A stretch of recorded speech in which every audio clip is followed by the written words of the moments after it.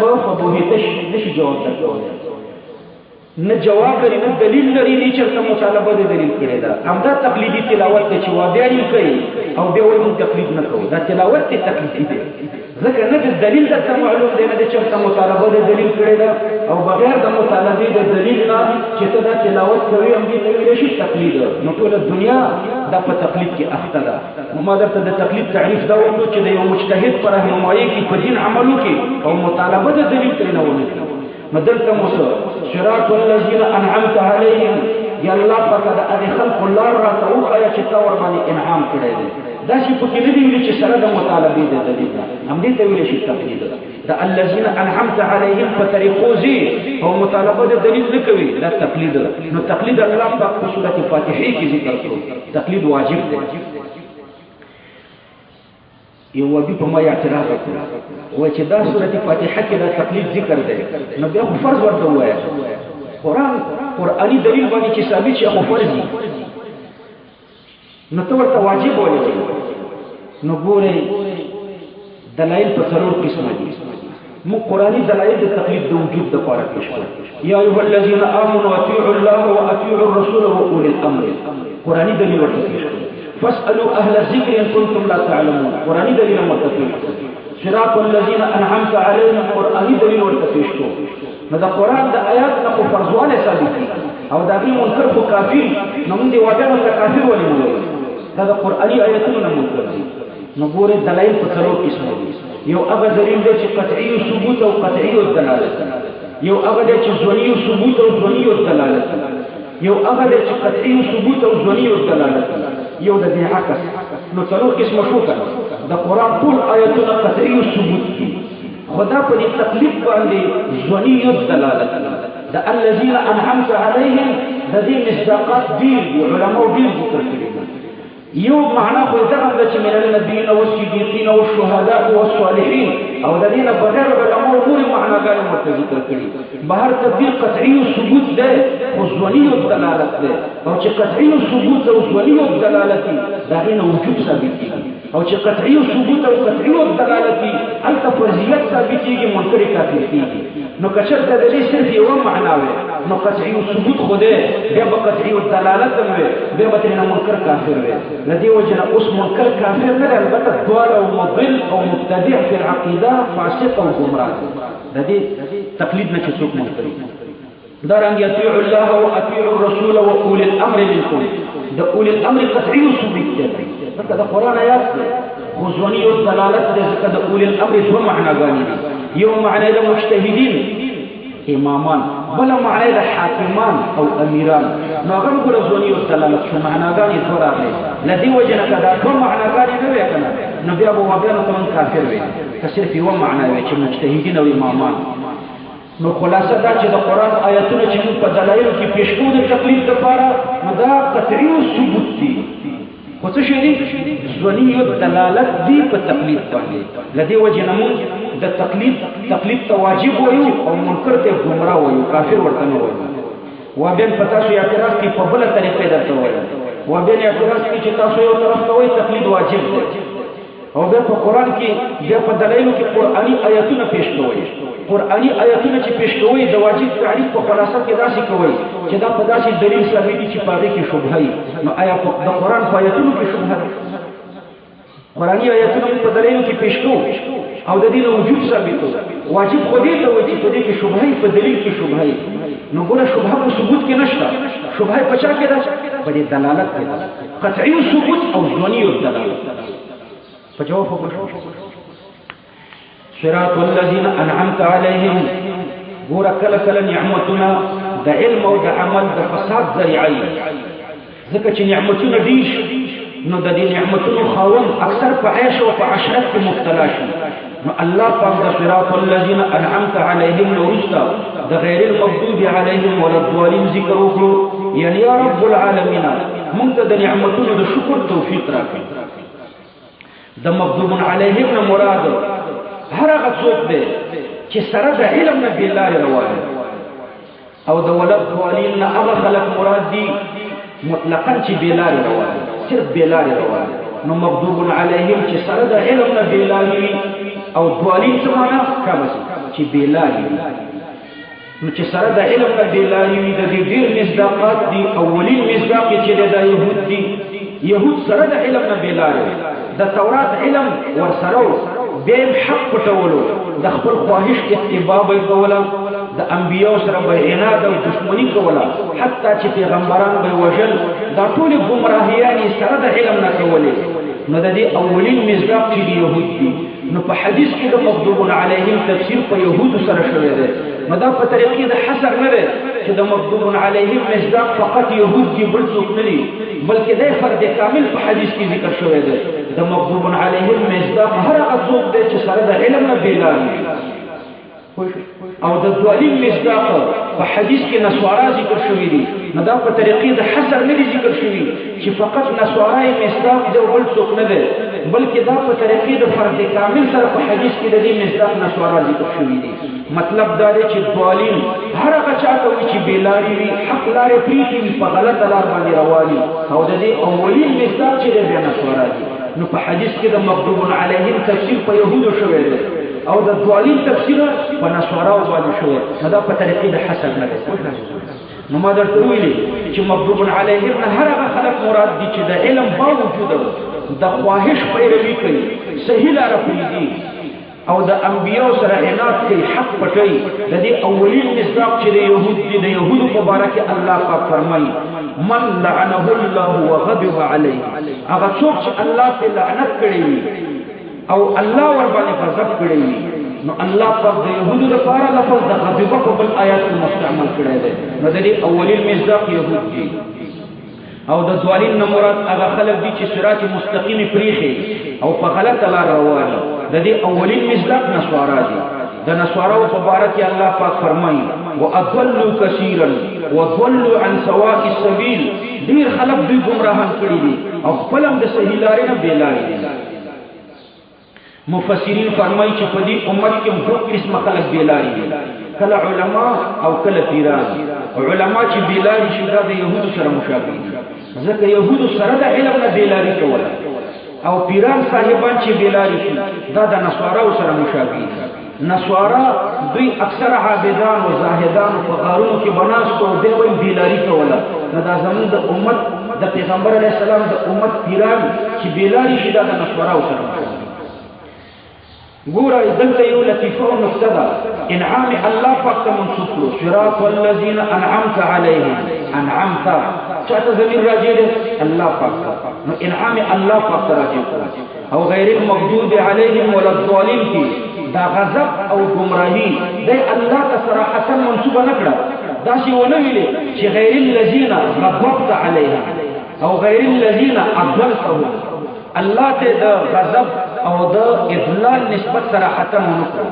حالانکه انعام الله پاکي، غضب الله پاکي، اضلال الله پاکي. دا درې شیان په دې آیات کریمه کې ذکر شو، انعام، غضب او اضلال. خو انعام الله ته منسوب شو، غضب او اضلال الله ته منسوب نشو. نو دا د آداب الهیه نه ده. آداب الهیه د دې تقاضا کوي چې د احسان افعال دا الله ته صراحتا منسوبه وا، او د عقوبت افعال یا په صيغه د مجهول باندې ذکر کوا او یا فاعل حذف کوا. لکه ابراهیم علیه السلام امدا آداب الهیه داسې ذکر کړي. ابراهیم علیه السلام فرمایي الذي خلقني وهو يهدين والذي يطعمني ويسقين واذا مرضت فهو يشفين. نګورا الذي خلقني، خلق ذکر کړي. خلقني خلق دا د احسان فعل دی، په دې کې الله انعام کړی دی. دا د انعام او د احسان فعل دی، الله ته منسوب کړو. الذي خلقني هغه الله چې زه پیدا کړم. دارنګه فهو يهدين هدایت د احسان فعل دی، الله ته منسوب کړو. والذي يطعمني اطعام د احسان فعل دی، الله ته منسوب کړو. ويشفين ويسقين ګوره اسقاء دا د احسان فعل دی، الله پاک ته منسوب کړو. واذا مرضت چې دی دا به د عقوبت فعل دی، د سزا فعل دی، الله ته منسوب نه کړو، د خپل ځان ته منسوب کړو. واذا مرضت چې کله مریض شم دا ځان ته منسوب کړو. فهو يشفين دا د شفا فعل دی، د احسان دی، د الله ته منسوب کړو. مخکینی افعال د احسان الله ته منسوب کړو ورستلیم الله ته منسوب کړو په دې منځ کې و اذا مرضت د عقوبت فعل صرف ځان ته منسوب او دارنګي داسې ونه ویل چې اذا امرضني فهو يشفي چې کله الله ما مریض کی بیا ماته شفا راکړي امرضني نه وایي دارنګي الله پاک فرمایي اشر اريد بمن في الارض ام اراد بهم ربهم رشدا ملائکه دا پیریان چې د عذاب الهیه داسې ذکر کوي په سورته جن کې اشر اريد بمن في الارض ایا د شر اراده شوی د من في الارض ګور اشر اريد بمن في الارض اشر دا شی په صيغه د مجهول ذکر کوي الله ته صراحتا منسوب نکړو ځکه دا د سزا فعل دی ام اراد بهم ربهم رشدا دلته اراد صيغه د معلوم ذکر کوي یو ځکه اريد وي بل ځکه اراد وي دا د عذاب الهي او تقاضا ده اشر اريد بمن في الارض ام اراد یو ځکه اريد بل ځکه اراد حکمت پکې هم دا ده چې اشر یو ځکه شر ذکر شوی دی بل ځکه رشدا ذکر شوی دی یو ځکه د احسان فعل ذکر شوی دی بل ځکه د سزا او د عقوبت فعل ذکر شوی دی نو د احسان د فعل سره صيغه د معلوم ذکر کوي الله ته منسوبي او د عقوبت د فعل سره صيغه د مجهول ذکر کوي صراحتا الله پاک ته منسوبي نو یو حکمت پکې دا دی چې انعام الله ته منسوب کړو ځکه دا د احسان فعل دی او غضب او اذلال دی الله ته منسوب نکړو وجه دا چې دا د عقوبت او د سزا فعل دی دویم حکمت پدې کې دا دی چې الله پاک پدې کې دې نقطې ته اشاره کوي چې انعام محض فضل د الله دی بغیر د استحقاق نه الله پاک بندگانو ته ورکوي ته چې د مور نه پیدا شو ته هیڅ عبادت نه وکړې بیا الله پاک پتا انعامات کول دې مستحق نه وي خو الله در باندې کول نو انعامات دا محض د الله فضل دی عبد مستحق وکنی الله پاک ور باندې کوي نو خالی محض فضل د الله دی لیکن غضب او اذلال دا ابتداء نه یعنی انعام ابتداء ده محض فضل ده الله ده او غضب او اذلال ده ابتداء نه ده بلکې جزاء ده نو ځکه انعام الله ته منسوب شو ځکه دا ابتداء ده الله فعل ده محض فضل ده الله ده تی مستحق کني او غضب او اذلال ده جزاء الله پاک چې ته ګناهونه وکړي الله پاک غضب او اذلال کوي او چې ګناه دې نه کړی نو ابتداء الله پاک غضب او اذلال نه کوي نو دې نقطې ته پکې الله پاک اشاره کوي درېمه نقطه پکې دا ده چې انعام دا الله ته منسوب شو ځکه دا د الله خاصه ده د الله پورې خاص ده او غضب او اذلال دا الله ته منسوب نشو ځکه غضب په غیر الله کې راتلی دا الله خاصه نه ده اذلال هم په غیر الله کې راتلی شیطان هم اذلال کوي غضبم غیر الله کوي ګور اشداء علی الكفار د مسلمان صفت دا ده چې دا به د کافر په خلاف غضبناک نو د الله د دشمنانو او سرکشانو په خلاف د الله اولیاء غضب کوي کنه څلورمه نقطه پکې دا ده چې د غضب فاعل حذف په دې کې د اهل الغضب تحقیر ده غضب الله ځان ته منسوب نکړو چې الله غضب کړي وجه دا چې په دې کې د مغضوب علیهم تحقیر ده او د انعام فاعل ذکر کو په دې کې د اهل الانعام تشریف او تکریم ده دا څلورمه او پنځمه نقطه پکې دا ده چې حذف د فاعل دا په اعراض او په ترک الالتفات باندې دلالت کوي نو دا د اهل الغضب سره مناسب ده حذف د فاعل او د اهل الانعام سره نه مناسب فدي آیات کریمه کې الله پاک مغضوب علیهم مقدم ذکر کړی غیر المغضوب علیهم او ولد ضالین ورست ذکر کړی ما در تمخ کې ویلي چې غیر المغضوب علیهم د دې اولین مصداق يهود او ولد ضالین د دې اولین مصداق نصارا دي نو مغضوب علیهم الله مخکې ذکر کړو د دې وجه دا ده مغضوب علیهم مقدم کړ د دې وجه دا ده یو وجه دا ده چې اول الله ذکر د انعام کړی دی د انعام زد غضب دی اذلال نه دی دا ضالین د انعام ذکر نه دی الله درې شی ذکر کړی انعام غضب او اذلال د دې انعام زد غضب دی نو الله پر دا غضب د انعام په څنګه کې ذکر کړی ځکه دا ډوړه سره زد دی او دا اذلال زد نه دی د دې وجه نه دی د ټول ورسته یو وجداد چې مغضوب علیهم مقدم چې د انعام ذات ده نو مناسبت د ذل او دویمه وجداد چې د مغضوب علیهم اولین مصداق يهود دي او د يهود کفر دبل لدی وجن الله مقدم او د ولد ضالین اولین مصداق نصارا دي او د نصارا کفر دبل نه بلکې سینګل دي نصارا یوازې د محمد صلی الله علیه وسلم تکذیب کړي دي صرف د یو پیغمبر تکذیب کړي نو د دوی یو کفر دی او د يهود د دوه پیغمبرانو تکذیب کړي دي اول د عیسی علیه السلام تکذیب وکړو او به د محمد صلی الله علیه وسلم تکذیب وکړو نو يهود ډبل کافران دي لدی وجه نه د دوی ذکر اهم او مخکې ذکر کړو او نصارا چې دي سنگل کافران دي لدی وجه نه الله پاک د دوی ذکر وکړو یو بل نقطه کې درته ذکر کوم الله پاک لفظ د غیرو ذکر کړی دی غیر المغضوب علیهم لفظ د الله نه ذکر کړی دا چې نه دی ویلي چې لل مغضوب علیهم ولا الضالین غیری لفظ ذکر کړی په دې غیری او د الله په مابین کې فرق دی لل مغضوب علیهم لا صرف نفي د ما قبل راوړي او غیری چې نفي د ما قبل هم راوړي او مغایرت د ما بعد سره راوړي فغیری کی دو فائدې دي نفي د ما قبل مغایرت د ما بعد سره او پلا کې صرف یو فائدہ ده چې نفي د ما قبل نو کچر کوش لل مغضوب علیهم ولا المغضوب علیهم ویل نو معنا بداوا چې دا الذين انعمت عليهم چې دي لل مغضوب علیهم دا مغضوب علیهم ندي نو صرف نفي د ما قبل به راوسته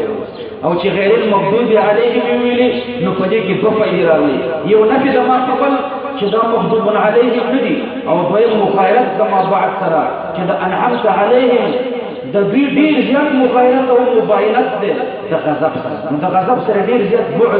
بعید ده مغایرت او مباینت ده او په ولد ضالین کې لا مقرر شو باوجود د دې نه چې وایي عاطفه شته دا چې الله پاک ویل چې غیر المغضوب علیهم والضالین دا والضالین کو مغضوب علیهم باندې بور حسب دی یو غیر لاندې بداخل وي وایي عاطفه شته خو بیا الله پاک لا پاک مقرري دا د پاره د دې چې د اهل الانعام د لارې مغایرت د اهل الغضب او د اهل الاذلال د لارې نفردن فردن مستقلا او على هيدا راوي د اهل الانعام لار چې دا د اهل الغضب نم جدا ده او د اهل الاذلال نم جدا ده د هر یو نه مستقله جدا ده نو کچرته دواړه سره یو ځای کړي وي نو بیا به چا دا توهم کولو چې د اهل الانعام لار چې دا د مجموعي سره مغایره ده د اهل الغضب او د اهل الاذلال د مجموعي سره مغایره ده او د هر یو سره ځان ته مغایره نه ده ځکه تاسو په منطقو کې وایي چې د مجموعي سره مغایرت دا د هر واحد سره مغایرت لري نه مختلف یو شی د مجموعي سره مغایرت او د هر واحد سره نه مغایرت نو د مجموعي سره مغایرت مستلزم نه ده مغایرت لره هر واحد سره او مغایرت د هر واحد سره دا به مستلزم ده مغایرت د مجموعي سره د هر واحد سره چې مغایرت راشي نو د مجموعي سره به مغایرت او دا نه لازم چې د مجموعي سره مغایرت وي نو د هر واحد سره به مغایرت نو دلته الله پاک د هر واحد سره د اهل الانعام د لارې مغایرت ذکر کوي چې د اهل الانعام لاره د اهل الغضب سره مغایره ده او د اهل الاذلال سره مغایره ده د مجموعي سره مغایره ځکه د هر واحد سره مغایره چې شنو د مجموعي سره مغایره ګوره په دې صورت کې علما اسرار ذکر کوي صورت ختم شوه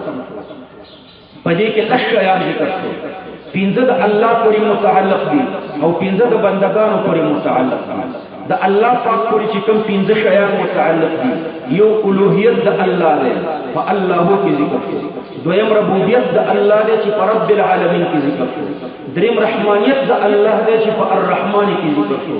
څلورم رحیمیت د الله دی چې په الرحیم کې ذکر شو پنځم مالکیت د الله دی دا پنځه د الله پورې متعلق دي یعنی پنځه د الله صفات ذکر شو او پنځه چې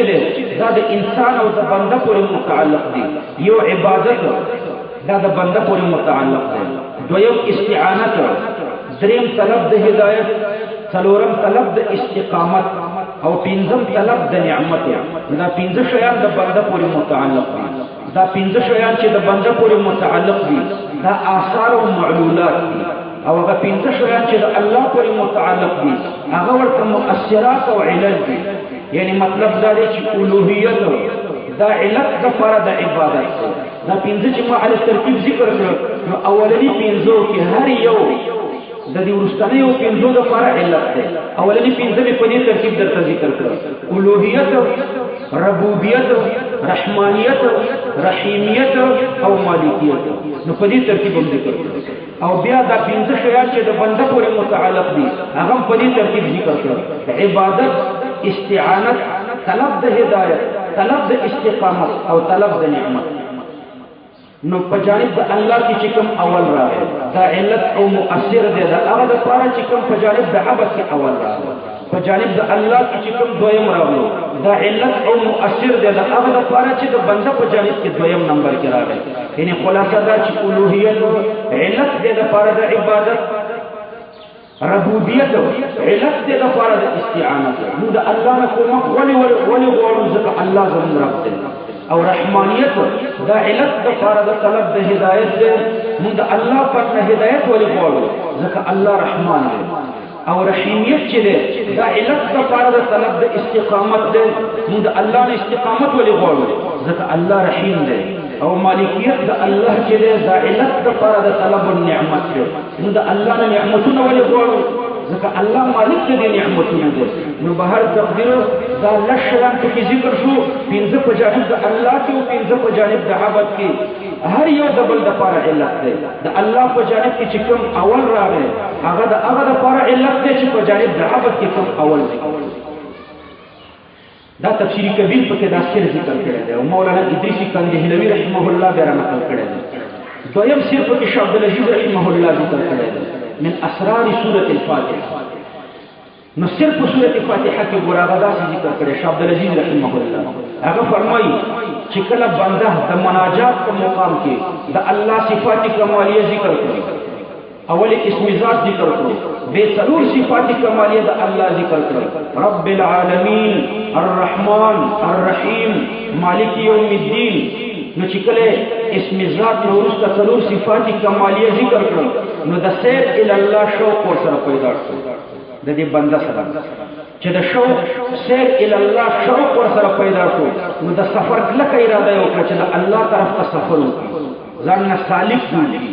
د سیر الی الله او د سفر الی الله شوق ور سره پیدا شو. د سفر د لپاره توشه پکړوي توخه نو د ځان سره د عبادت توخه واخسته ایاک نعبد چې د عبادت توخه واخستله نو د استعانت پس پرلې باندې سپور شو نو ایاک نستعین د زاد او د راحلین ورسته ځان ته سیده لار معلومه کړه اهدنا الصراط المستقیم. او کله چې سیده لار معلومه کړه نو د لارې د ملګرو سوچ سره پیدا شو نو صراط الذین انعمت علیهم د دې لپاره چې د لارې ملګري ورسره نو د راهزنانو ویره به ختم شي. راهزنان چې دي مغضوب علیهم او ضالین دي چې د راهزنانو ویره ختم شي نو ډایرکټ به د الله په حضور کې ودرېږي. دریم صرف کې علماء دا ذکر کړی دی چې د پیغمبرانو 1,300 او زیات پیغمبران دي. دې پیغمبرانو تقریبا د دریو علومو تعلیم ورکړی دی: علم الشریعه، علم الطریقه او علم الحقیقه.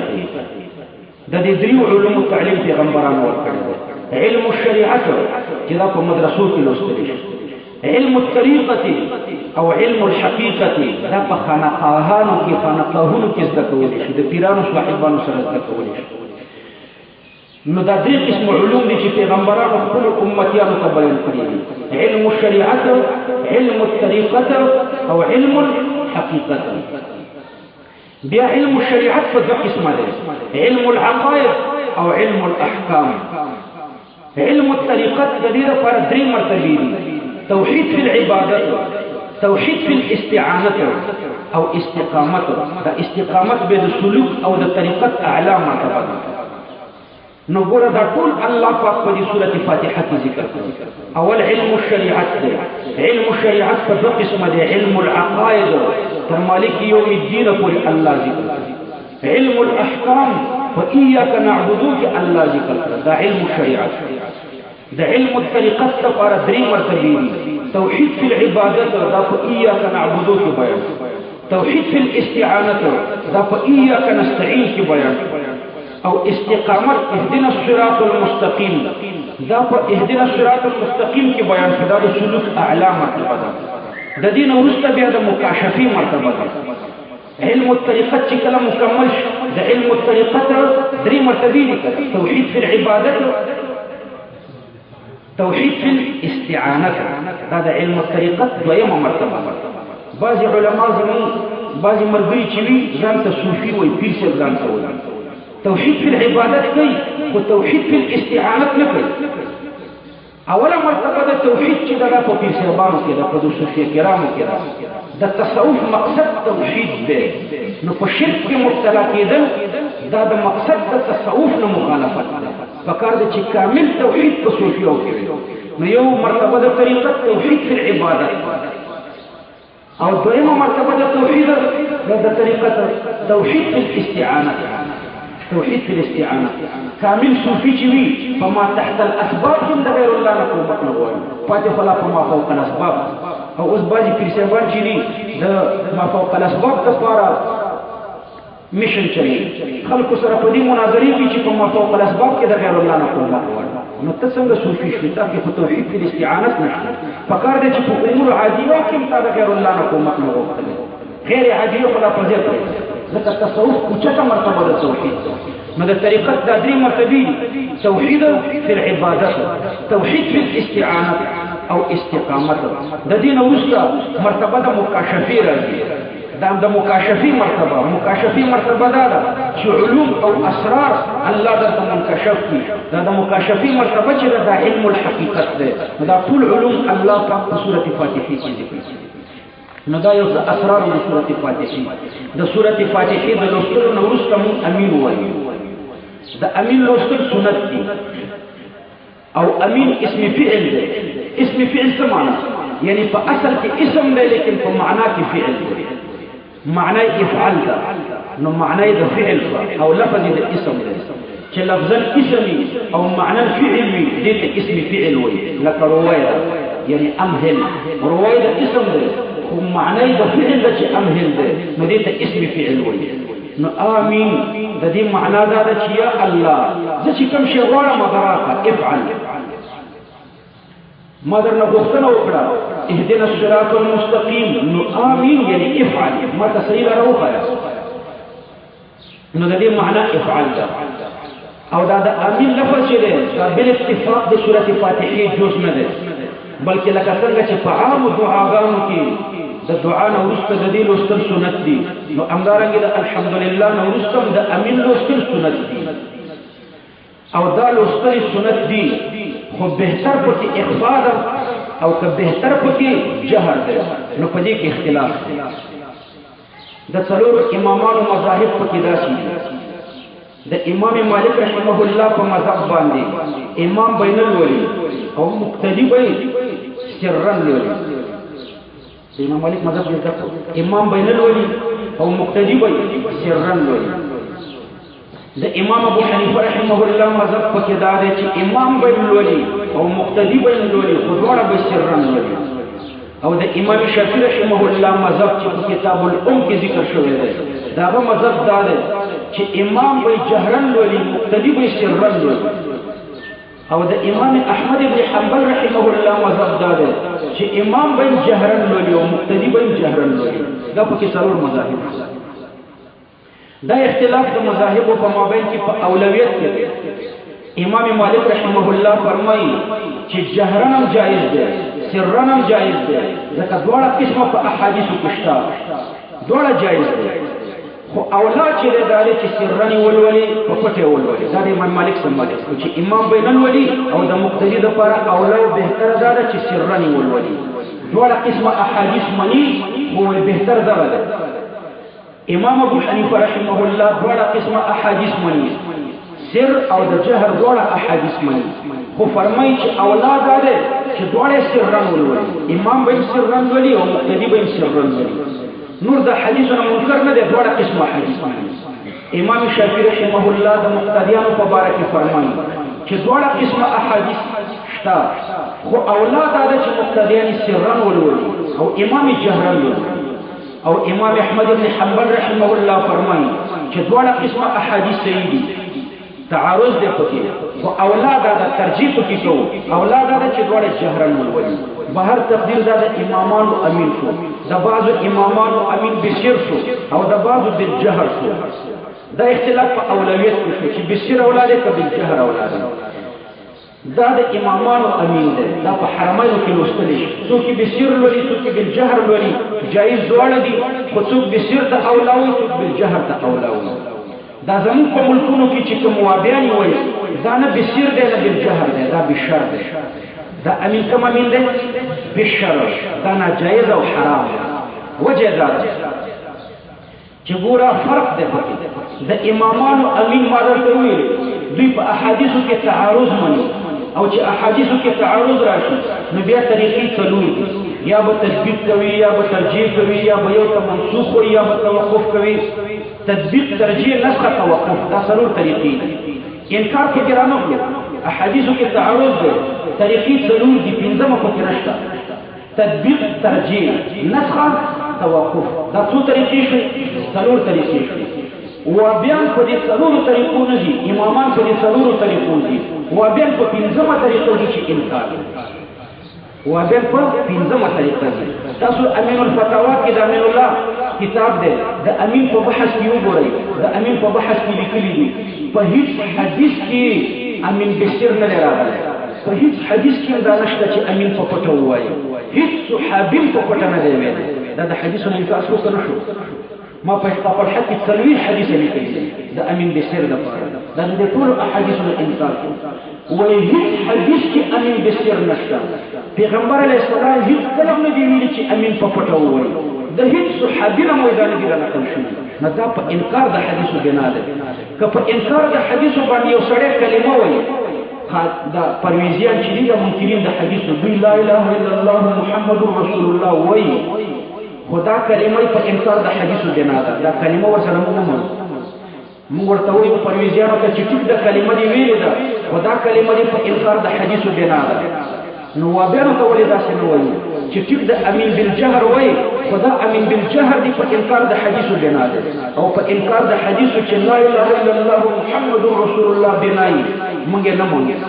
چې په انکار د حدیثو بنای. نو چې امین بالجهر په انکار د حدیثو بنای دا به څنګه درسره وایو؟ نو دا د وابیانو امین بشر دی. بشر د دې وجې نه دی چې په انکار د حدیثو بنا. اما درته حواله درکړه د امین الفتاوا کې وګوره د امین الله کتاب مطلقا د حدیثونو منکر دی، وایي د امین بالجهر هیڅ حدیث نشته معاذ الله. نو دا امین ګوره بشر دی. بشر دا په جومات کې پرې نه دی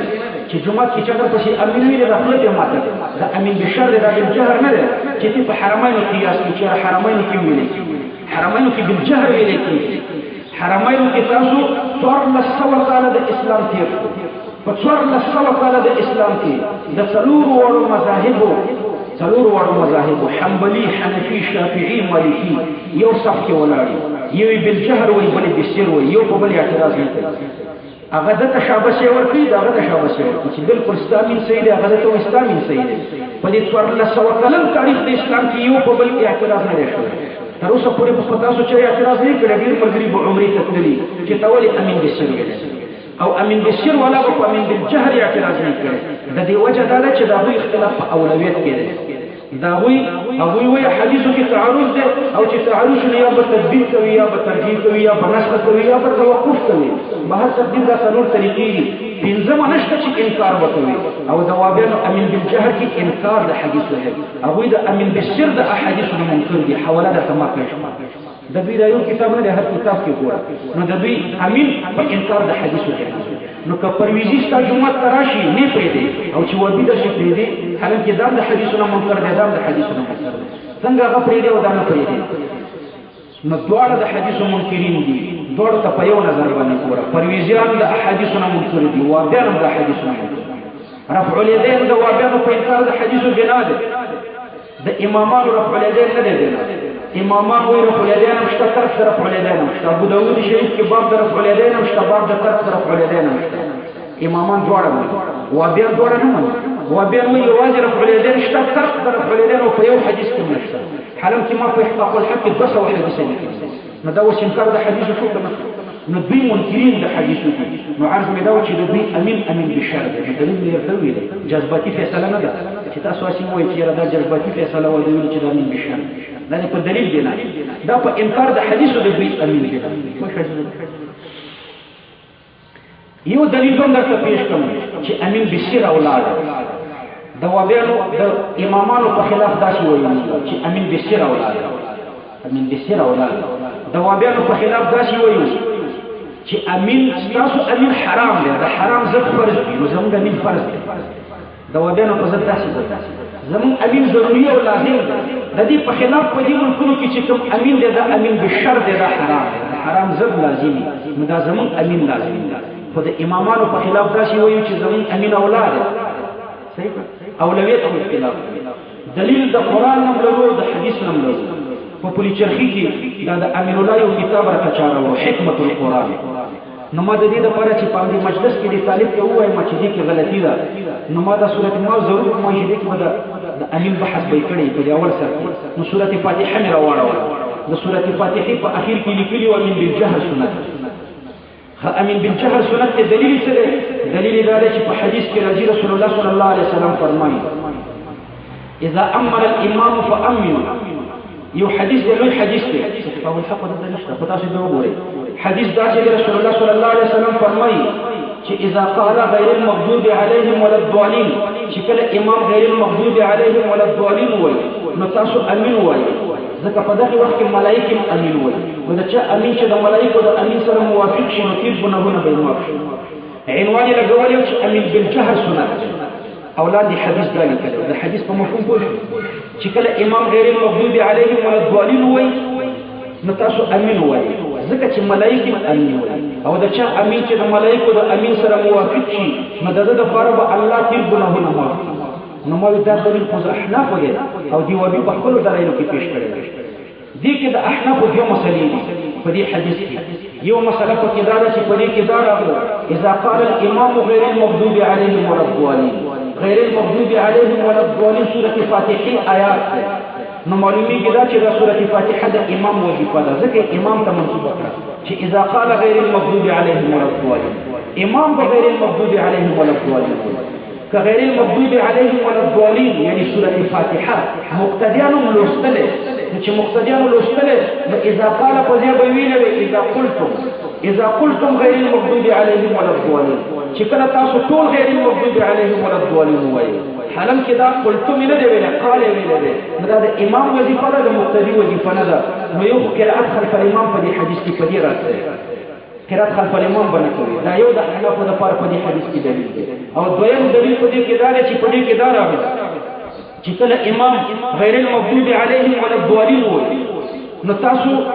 امین وایي ځکه په دې وخت کې ملائکه امین وایي دا چې امین چې د ملائکه د امین سره موافق شي نو د تیر ګناهونه به معاف شي نو دا چې ملائکه د امین سره موافق دي تاسو د ملائکه امین کله اوریدلې نه نو چې د ملائکه امین نه دی اوریدلې او وایي نو خو به سری وایي نو خپل امین د ملائکه د امین سره موافق ده د ملائکه امین بشیر دی نو ستا امین بم بشری کوم څه خبره نو مې دا د امین بشیر د لپاره دلیل دی د څنګه د امین بالجهر په دلایل کې وروړي وځه دا دلیل دی د بل دلیل نو مې دا ولې لیکلی دا وامه کوم دی او رب کوم دی حدیث د احناف له دلیل دی او بيزان لپاره دومره چالاک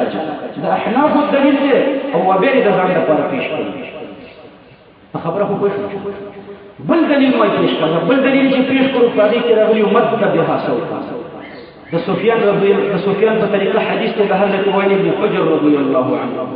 چې مد بها صوته پیغمبر علیه السلام ور باندې आवाज راکاږلو مې دې کې خود جهر لفظ نشته دې کې خود مد بها صوته आवाज یې راکاږي هغه د جهر لفظ راغلی دی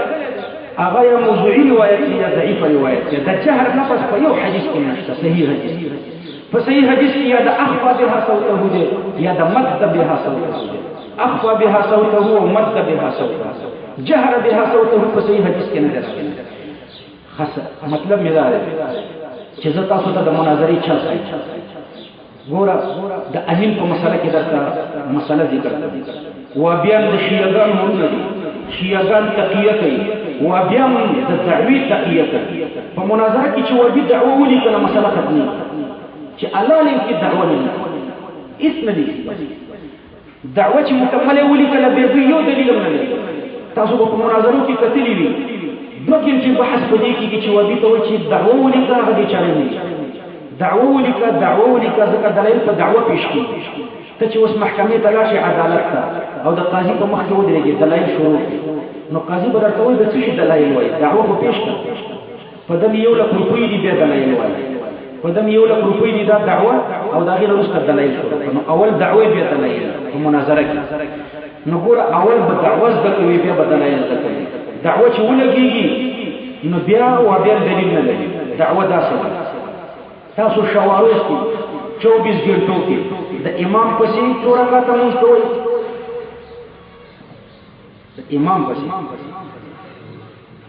زه بیا وشمارم 12 رکعاته صحیح ده 2 سحر کې کوئ 4 ماسپښین کې 4 مازدیګر کې دا 10 3 په ماښام کې دا 14 او 4 په ماخوستن کې دی 12 رکعاته مونږ د امام پسې کوو صحیح ده پدې کې وابن امین بالجهر څو رکعاتونه کوي شپږو کې امین بالجهر 2 سحر 2 ماښام اولنی او 2 ماخوستن اولنی څو شو شپږو کې امین بالجهر څو پاتې شو یولس کې وابن امین بالسر 4 رکعاته ماسپښین 4 رکعاته مازدیګر دې کې امین بالسر وایي 1 رکعت د ماښام کې امین بالسر وایي 2 رکعات د ماخوستن کې امین بالسر وایي نو خلاصه دا چې 12 رکعاته مونږ د امام پسې کوو شپږو رکعاتونو کې وابن امین بالجهر 11 رکعاتو کې امین بالسر دا د وابن دعوه 12 رکعاته مونږ شپږو رکعاتو کې امین بالجهر ده 11 کې امین بالسر ده په دې دعوه دی یو دلیل پیش کی دلیل خو لفظي پر دی یو مقوله دی پیش کی په کومه مقوله کې راغلي دي چې 12 رکعات مونږ شپږو کې امین بالجهر کوي 11 کې امین بالسر دا په کوم حدیث کې راغلي چې شپږو کې امین بالجهر کوي او 11 کې امین بالسر کوي دا په کوم حدیث کې راغلي یو حدیث هم نه صحیح نه حسن نه ضعیف حتی چې د انګريزانو د دورې نه مخکې یو مقوله هم داسې نشته چې په هغې کې راغلي وي چې شپږو کې امین بالجهر کوي 11 کې امین بالسر کوي دعوه چې ولیکلی شي نور موضوع اساني اوس تاسو ته چلو وبیا نو چې هر حدیث درته پیش کولو هر حدیث نو سمدستي ورته وایه چې په دې کې د دې شپږو تخصیص او د 11 استثناء راته وایه کوم دی په دې حدیث کې چې په دې شپږو کې صرف بالجهر وایه صرف او د 11 کې مو وایه په دې 11 کې ولې بالجهر په دې حدیث کې خو اطلاق دی کوم حدیث چې درته تاسو دوی پیش کړي حدیث مطلق دی په دې کې د شپږو تخصیص او د 11 استثناء نشته نو ته په دې 11 کې ولې امین بالجهر نه وایي نو دلته ابو وبي فبهت الذي كفر آیات او حدیث بنل چې آیات او حدیث ولې قیاس بدل قیاس بدل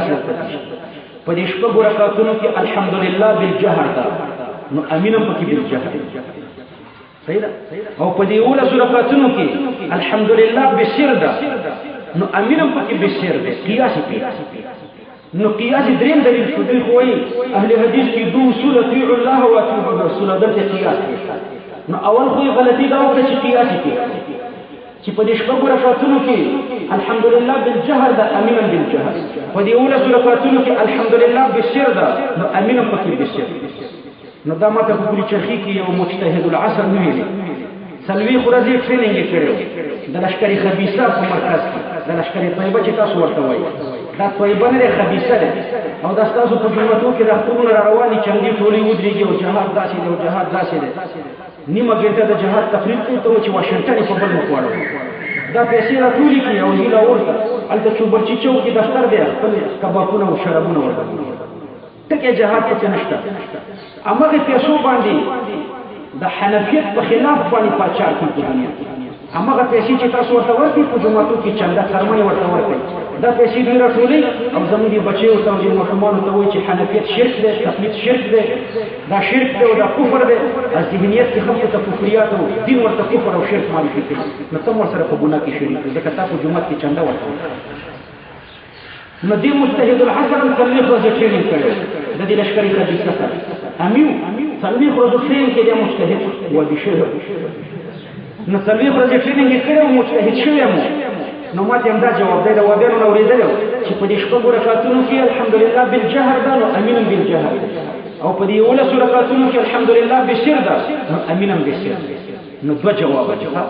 یو جواب دا دی چې دا خو قیاس دی او د وابیانو خو نور د خولې په ځای باندې صحیح شوه نو بهر تقدیر ځان یې وشکولو په دې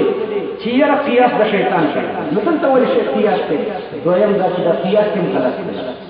ورسوس ورته قیاس غلط دی ولې غلط دی امین دې د الحمدلله تابع دا چې دی ویلي چې الحمدلله بالجهر وي امین به بالجهر او چې الحمدلله بسری امین به بسری نو د وابیانو مقتدیان الحمدلله بالجهر وي که بسری وي د وابیانو مقتدیان بسری وي خو امین دې بسری وي خو امین د الحمدلله تابع دی نو که الحمدلله په جهر او امین په جهر وي د وابیانو مقتدیان الحمدلله بسری وي امین دې بسری وي یوازې امام الحمدلله بالجهر وي نو امام دې امین بالجهر وي لکه د امام شافعي صاحب مذهب کې حالانکه د دوی مذهب خو داسې د امام شافعي صاحب په مذهب نه دی نو بهر تطبیق قیاس غلط دی انشاءالله چې اوس پوه شو د مناظرې چل مې درته وښودو وابي سره چې مخ شو حدیث درته پېښ نو که تا نه یم کتلی خیره دی ورته ووایه چې په دې حدیث کې د دې شپږو رکعاتو تخصیص او د یولسو استثنا راته وښایه دا یولسو کې ولې بالجهر نه نو دی به درته ضرور وایي چې په دې یولسو کې الحمدلله بسر ده نو ځکه امین بسر دی دا قیاس نو ته ورته وایي چې خو دې قیاس وکړي دویم دا چې قیاس هم غلط دی د وابیانو مقتدیان الحمدلله بسر وایي او امین بالجهر امین د الحمدلله نه تابع نو بهر تقدیر بهتره اخفاء ده قرآن کې راغلي چې بهتره اخفاء ده الامین دعاء دا صغرا وخير الدعاء الخفي ده كبرى فخير الامين الخفي ده نتيجه الامين الدعاء امين دعاء دا صغرا صغرا څه ده قياس اقتراني كده الامين الدعاء دا صغرا وخير الدعاء الخفي ده كبرى فخير الامين الخفي ده نتيجه دلیل د پاره د صغرا آیات کریمه ده الامین الدعاء امین دعاء موسی علیہ السلام او هارون علیہ السلام یو ځای کې ولاړ موسی علیہ السلام دعا کوي هارون علیہ السلام ور باندې امین وایي الله دې ډوړو ته دعا ویل د قرآن نو امین ته دعا ویل امین دعاء بخاری کې خو صراحتا لیکلي چې امین دعاء نو بهر تقدیر صغرا ثابت شو چې الامین الدعاء او کبرا چې خیر الدعاء الخفي بهتر دعا چې د پټه ده د کبرا د پاره دی ادعوا ربکم تضرعا وخفیا دعاګانې په پټه کوي صغرا په قرآن ثابت شو کبرا په قرآن ثابت شو نو نتیجه قرآنیه شو چې خیر الدعاء الخفي بهتر دعا بهتر امین چې په پټه باندې دی نو بهتر امین په پټه دی دې دلیل ته دا ما چې درته پېښ کړو امام رازي خپل اصله په ځمکه کې د تفسیر کبیر والا هغه وایي چې امام شافعي په مذهب خدا دلیل د حنفیانو ډېر قوي دی لدی وجنه امین بسیر وایي دا قرآنی دلیل او نور دلیل دا حدیث و حدیث زیاد کی دے زینه دے انشاءاللہ چې ما مختصر الفاظ کې درته خبره وکړم اخر کې درته یو حدیث پیش کوم حضرت ابو هريره رضی الله عنه فرمایي چې رسول الله صلی الله علیه وسلم فرمایي چې په هغه الله دې زما قسم وي چې زما روح دغه په قبضه کې ده چې د سورته فاتحه په شان سورته نه په تورات کې نازل شوی نه په زبور کې نازل شوی نه په انجیل کې نازل شوی دی ترمذی وصححه ترمذی کې دا روایت دی او ترمذی ورته صحیح دی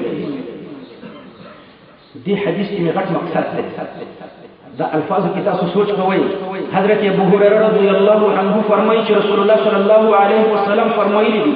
چې په هغه الله دې زما قسم چې زما روح دغه په قبضه کې ده چې د سورته فاتحه په شان سورته نه په تورات کې او نه په انجیل کې او نه په زبور کې نازل شوی دی یعنی دا د دې امت خصوصیت سورته فاتحه د دې امت خصوصیت دا نو تاسو دې ذکر امین دې ذکر او فاتحه خاص دا د قراءت خلف الامام لپاره د احناف لپاره دلیل دی دا حدیث دا سورته فاتحه د دې امت خصوصیت ده نو چې د دې امت خصوصیت ته اوس ورته ګوره رسول الله صلی الله علیه وسلم معراج ته تلو اول بیت المقدس ته لاړو او بیا اسمانونو ته لاړو بیت المقدس ته چې لاړو نو 1,40,000 کم او زیات پیغمبرانو ته امامتي ورکړه رسول الله صلی الله علیه وسلم امام دی او 1,40,000 کم او زیات پیغمبران ورته مقتدیان دي مقتدیانو قرات خلف الامام د وابیانو په شان کړی دی او که زمون په شان نه دی کړی دوی حنفي مونږ کړی دی که وهابي مونږ کړی دی 1,40,000 پیغمبران صحیح دوی حنفي مونږ کړی دی وهابي مونږ نه کړی وجه دا ده چې سورۃ فاتحه د دې امت خصوصیت ده چې د دې امت خصوصیت ده نو د 1,40,000 پیغمبرانو سره سورۃ فاتحه نه و نو چې نو ورسره دام په کوم حدیث کې نه دی راغلی چې اول ورته پیغمبر علی السلام ورزده کړه او به ورته امامتي ورکړه نو ورسره په خپل وخت په تورات زبور او انجیل کې دا نه و نو نه د دوی سره و او نو ورته پیغمبر علی السلام ورزده کړی و نو چې نو ورسره و او نه ورته ورزده کړی و خو نه ورسره ذکر نو ورسره و او نو ورته پیغمبر علی السلام ورزده کړی و نو ورته یاد نو چې نو ورته یاد نه دی لوستل نو چې نه د لوستل د امام او د محمد صلی الله علیه وسلم الحمدلله وتکافی و نو د احناف مونږ هم داسې دی د امام الحمدلله مقتدیان تکافی نو دلته د پیغمبر علیه السلام سورۃ فاتحه 1,40,000 پیغمبرانو تکافی و دوی نه ولوستل نو که په قیامت کې دا 1,40,000 پیغمبران راپورته شي او وابیان د دې ګریوان نه ونیسي چې تاسو زموږ ته باطل ویلې دي موږ الحمدلله نه ولوستل تاسو ویل چې څوک چې الحمدلله ونه ولې مونږ باطل دي نو دا زموږ ته تاسو باطل ویلې دي دا چې داخله زمالي مفتیان وي نو دوی به څه جواب ورکوي دا خطرناک دی وشو نو ګوره د 1,40,000 پیغمبرانو مونږ به فاتحه نه ده بلکې د امام فاتحه ورته کافی ده نو د احناف مقتدیانو مونږ به فاتحه نه ده د امام فاتحه ورته کافی ده مستقل بینانو دا یو رد په دې حدیث کې په وابیانو بل رد په دې حدیث کې په پنځپیریانو دا پنځپیریان چې دا د وابیانو نن ګوره ډېر خطرناک دا میر سمیع الحق سره د ورځ ناشته ما یو چا په زور بوتلم نو میر سمیع الحق سره چې کېناستم دا د افغانستان د پنځپیریانو مشر او شاهدان په ډېر لري ډېر مولایان دوی په ما چل وکړو چل کې بوتلم د امارات مولایانو پنځپیریانو چل تکي ناس ته ماته نه ویل دغه غریب په سیاکل کې راويست سپینګیره او مسپینګیره سړی دغه سره بوسته بحث کوم زغل کې نه خو دوی کې بخارخ د دوی خبرې شروع چې شروع کې مطلب دا چې ما په خبرو راوړل نو چې په خبرو راوستم نو ما ته وایي چې تا په باړه کې ما واړه کې ترجمه کوله هاشمیه کې او دوی دلته په سربند کې کوله نو سخت مقابله یې سره کړه سره کړو نو ته د دې سره سخت خلافي حتی چې د کفر سرحد ته رسیدا پنځپیریان دا ولې دوی نو د خیال دا چې د نور افغاني علماو په شان باندې د سقاط او د خیرات مسلې راته امدا برته و چې سقاط نه مانی او خیرات نه مانی او دعا نه مانی نو ما ورته چې ګوره د دې وجه دا ده چې باندې دا چې مسائل دي چې د څلورو وړو امامانو په مابین کې اتفاقی دي د اتفاقی والی سره چې د څلورو امامانو په مابین کې اتفاقی دي منسوسین دي او په خلاف نسم نشته غیر متعارض دي صرف یو جانب کې نس موجود دی او دا غیر تاسو منتهي اتفاقی منسوسی مسائل تعارض نه ولا کسب نو ما ورته شروع وکړه لکه حیات الانبیاء پیغمبران په خپل قبر کې د وفات نه وروسته ژوند دي بعد الوفات دا بعد الوفات کلمه کې ذکر وایا چې دوی به راته انک میت و انهم میتون دلایل پیش كل نفس ذائقه الموت چې كل نفس ذائقه الموت هر نفس مرګ کتلې ده ما سحر ډوډۍ کتلې ده دا اوس په خپل خپل کې نشته اوس به وګورئ ځکه چې په دوام نه ما خوستن ډوډۍ تاسو ټول څکلې ده دوام په کې نشته اوس به وګورئ کنه نو كل نفس ذائقه الموت ومنو هر نفس کوم کې د مرګ د دوام په کې نشته بعد الوفات ژوند کې خبره بعد الوفات وفات څکلې ده بعد الوفات کې پیغمبر ژوند دی پیغمبر په خپل قبر کې ژوند دی بعد الوفات خو چې مرګ څکلې ده خو د ورسته ژوند دی په قبر کې څلور وړه امامانو چې ژوند دی نس کې مرغلي چې ژوند دی الانبیاء احیاء فی قبورهم یصلون نبی الله حی یرزق او یو حدیث کې لا نشته چې پیغمبر بعد الوفات مړ دی بعد الوفات مړ كل نفس ذائقه الموت ومنو دغه خدای نشته چې بعد الوفات مړ دی په یو نس کې دا نشته چې بعد الوفات مړ دی بهر تقدیر مې دا اجماعي عقیده ده او منسوسی عقیده ده د دې نه تاسو منکر یې دي کې پوښتنه دویمه منسوسی عقیده دا ده چې په دغه ځمکني قبر کې ثواب او عذاب ده د رحمان بابا په ادیره کې ثواب او عذاب نشته او پنځپیریان وایي ثواب په علین کې دی عذاب په سجین کې دی او دا د رحمان بابا په ادیره کې چې کوم قبرونه دي په دې کې نه ثواب شته نه عذاب نو دا منسوسي مسله د رسول الله صلی الله علیه وسلم په دې ځمکني قبر تیرېدو او په دې نخته خطا کړی و په همدې کې عذاب لیدلی اوښې د همدې نه تېرېدلې وه او دارنګې بخاري او مسلم او ابو داود او ترمذي چې کتاب الجنایز ګوري چې د قبر لفظ پکې ګوري هم دغه ځمکنی قبر ته نه دا منسوسي مسله ده او ستاسو شیخ طیب لیکلي تاسو مشر مو طیب دغه کتاب د طیب معتزلي دغه کتاب د مسلک الاکابر 25 نمبر صفحه په دې کې لیکلي دي چې زموږ مخالفین د دې پورې نه خدي دي چې په دې کنده کې ثواب او عذاب زموږ مخالفین دا ثابتول غواړي چې په دې کنده کې ثواب او عذاب په دې کنده کې ثواب او عذاب د دې ټول کتابونه لیکلي چې نشته دا منسوسي مسله ده او د دې نه مې تاسو منکر یو نو دې په دې کې راته وایي چې راځي په دې قبر کې نه دا یې سم الحق دې په دې کې نو مدا طيب ولې لیکلي چې په دې کې نشته نیلوي ولې لیکلي چې په دې کې نشته تاسو مرکزی شورا ولا چې کوم کتابونه چاپېږي په دې کې لیکلي چې دا نشته ته په خبرې ځان خبره ما شه او کله دې په ترجمه کې په درک کړی دی چې کوی معتزلي د عذاب قبر نه منکر دی په دې قبر کې د عذاب نه منکر دی ټول دورې تفسیر کې خو دې کله په کرامت لګي کله په یو شي لګي کله په بل شي لګي چېرته دې په توي معتزلي مدارک کړی دی دا تمنی تقیه دا سلسله ورته شروع کړه نو اخیری اعتراض نه کېداو چې مینن پنځپیرې می سما وادي مثال درته امین الله پېښوري پنځپیرې وادي عبدالسلام رسولي پنځپیرې وادي جلال آباد کې پنځپیرې نمونه ورته واخې چې دا پنځپیرې وادي دي وسان ته وادي پرچار کړ وای پنځپیرې نوټل ګیر دې ماته وای دا طرف ته لګي نوټل ګیر طرف ته لګي دا د خپل الفاظ یعنی مطلب دا دی چې دې کې استقامت نه بس کله و بکیږي کله قادیانی کیږي کله کافر کیږي کله یو څه نه جوړیږي کله بل څه پنځپیرانو نه دا شیان کوي کافر کیږي تاسو تشدد باندې مو الحمد لله د دوی بانی دی احمد سعید ملکانی احمد سعید ملکانی بانی شعب التوحید والسنه وکتابو هم داسې لیکلي او قابل فخر مولای دی هغه د بخاری په خلاف کتاب لیکلی قرآن مقدس بخاری مقدس د صحابو د پیغمبر دومره ګستاخي پکې کړې ده چې ټولې دنیا ته د کفر فتوا ورکړې ټولې دنیا ورته کافر ده احمد سعید ملکانی دا یو خطبه تاسو سره موبایل کې ده کنه یو خطبه ده او تاسو یې دا د عطا الله شاه بخاری رحمه الله خطبه ده دا د احمد سعید ملکانی کافر خطبه ده دا د عطا الله شاه بخاری سره نه غوړه دا ډیلیټ کیسه فهغه نو رحمه الله هغه یو بندي عالم دا د احمد سعید ملکانی خطبه ده دا کتاب د قرآن مقدس بخاری محدث او په دې کې چې کوم کفریات د غوولې دي د انسان په ژبه نه راځي او د دې کافر کېدو علت ګستاخي و ما تخپل پنځپیرانو ویلي دي مفتی حسن صاحب د پنځپیرانو یو مشر ما ته ویلي و دا روزي مبارکه ته تللی و عمرې ته د پیغمبر علیه السلام قبر ته درېدلی او داسې ګوتې ورته نیوله چې انک میت تمړې داسې ګستاخي کوله د قبر نو الله ترې ایمان واخیست نو دا موټل هیر دی دا پنځپیران نو بیرته اصل مسئلې ته دا منسوسي مسئلې دي دا د دوی اصل مسئله مې دا وه چې ګوره په حدیث کې دا راغله رسول الله صلی الله علیه وسلم فرمایي په هغې الله دې زما قسم چې زما روح د هغه په قبضه کې دی چې د سورت فاتحې په شان صورت نه په تورات کې نازل شوی نه په زبور کې نازل شوی نه په انجیل کې نازل شوی چې دا صورت په تورات انجیل او زبور کې نو نو د یو لک څلوري زره پیغمبرانو سره دا صورت نو